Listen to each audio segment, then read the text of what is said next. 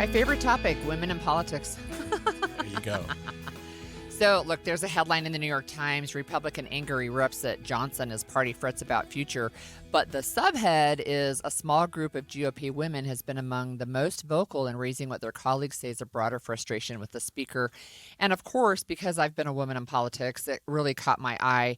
And it's some of the people that we have heard that have been rocking the boat already. We have Marjorie Taylor Greene is one of the people, but one of the people is Representative Elise Stefanik. She's a prominent ally of President Trump. She's really been there to support all of President Trump's policies, but she's been critical of House Speaker Mike Johnson. She called him an ineffective leader who's losing control over the GOP conference headed into the midterm elections.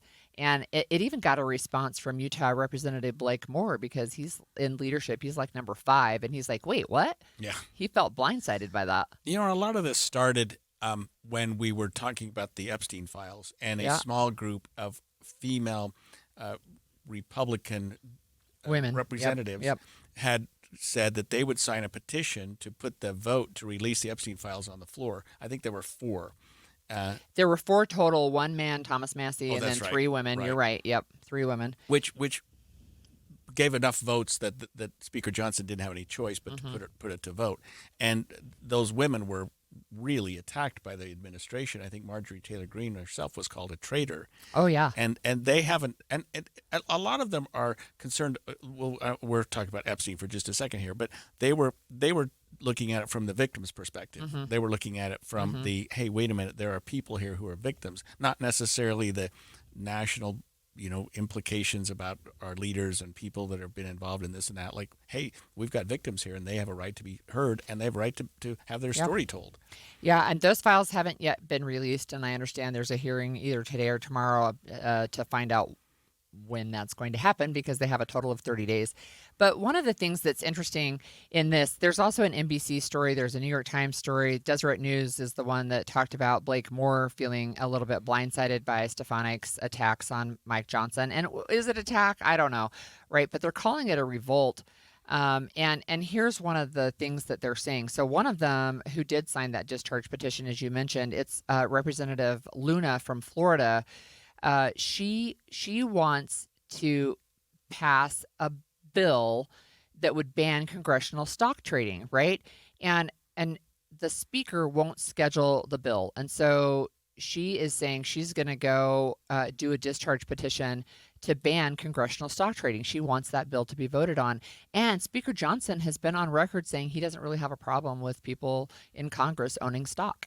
Yeah, I mean, the obvious implications there, including conflict of interest, insider trading, information that you shouldn't have when buying stock. I mean, and it's been Nancy Pelosi's husband or somebody was involved in things like that. I don't know. It goes back and forth. It's bipartisan by all means, but yeah, members of Congress shouldn't be involved in situations that they have any control over, including stock trading.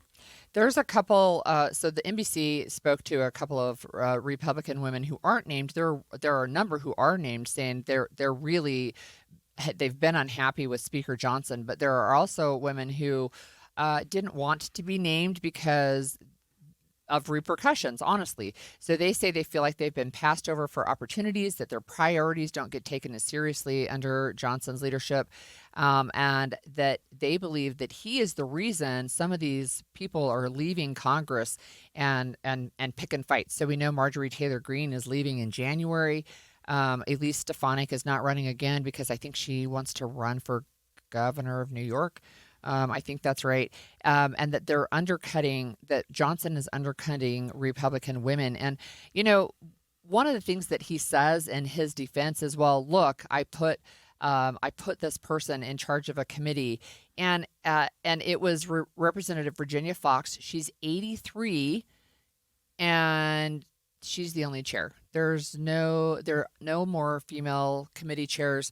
And one of the things that I've done in my research is there's something called the token woman, where you can say, if I have one woman, or or maybe the token person of a different race, right? I have one black friend. I have one Republican woman who's a committee chair. I have, you're pointing to the token woman. which doesn't mean you're not discriminating against the other women.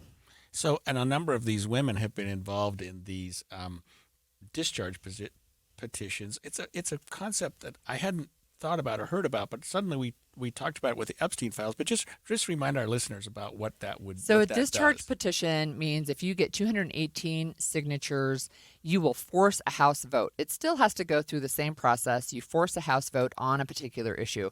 Otherwise, it was the Speaker who decides what gets discussed and what gets voted on. And if he wants to keep things off the docket, he can keep them off. That's his right as Speaker. That's his right as Speaker, right? And so this is a way to force a vote in the House by signing this discharge petition. And that's exactly what happened on the Epstein files. That's right. And it's apparently about to happen Or with it respect could, to maybe. congressional stock trading ban. And a number of women are getting together and saying, "Wait a minute, we're not getting our voice heard. We're not getting what we need." There's some pushback for sure. To be fair, there's at least one representative. Her name is Lisa McClain. She's from Michigan, and she says she thinks it's absurd to imply that Johnson hasn't done enough to promote GOP women. But just because there's one. Yeah. You know what's No, surprising? you were right. The other person on the discharge petition was Lauren Boebert and Nancy Mace. So we had Marjorie Taylor Greene, Nancy Mace, who's one of the people pushing back against Johnson right now, Lauren Boebert of Colorado. And I've never been a fan of Marjorie Taylor Greene, but she's certainly been vocal recently on a number of issues. She was upset that the House was shut down. She was upset that the government shutdown was as long as it was, and she was actually willing to take a more moderate position on that. She has really taken a different position for sure. Yeah. And now she's indicated that she's resigning her position in the House. Yeah. So at least 4 Republican women aren't coming back in 2026. So the number of House Republican women, of course, could decline in the 2026 midterm. So Greene's resigning. Stefanik and Mace are running for governor in their states. Ashley Hinson of Iowa is running for the Senate there.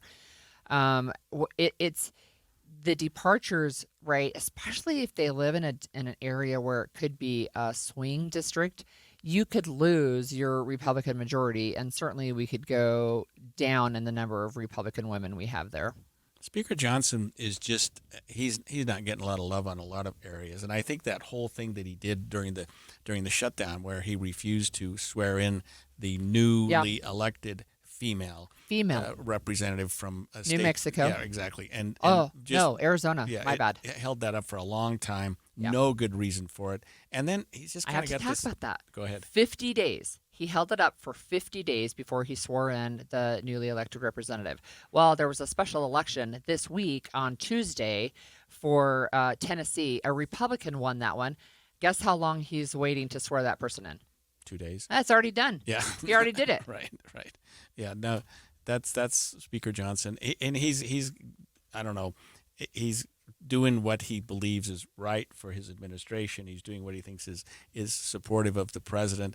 But I don't know that that's necessarily his job. And I think more Republicans, and especially more Republican women, would like the House to take a position, at least consider taking a position against the administration, or doing their job, which they haven't done particularly well.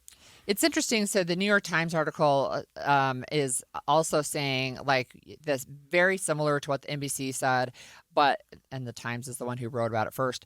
But they're also saying, some of them are saying they think this will be Speaker Johnson's last term, that he's going to lose his speakership over this, over the chaos that has ensued, over the poor showing in special elections. So yes, a Republican won in Tennessee, but this was a very Republican district, and it was close. This was a district that Trump carried by 22 points, and this guy was in the single digits, right? So he won, but it wasn't by nearly as big a margin as the president had won. So we'll see. Speaker Johnson, of course, just blows off anybody who's saying, well, you're only going to be in this. You won't continue the speakership. He's like, yeah, whatever. My standing's fine.